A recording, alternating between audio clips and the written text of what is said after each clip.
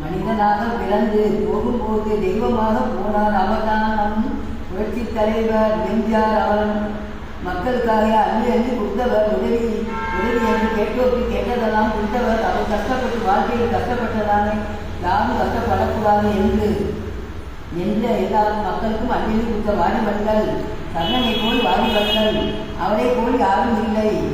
எம்ஜிஆர் நாட்டுக்காக நல்ல நல்ல திட்டங்களை செய்தார். நல்ல நல்ல எல்லா வகையிலும் செய்தார்.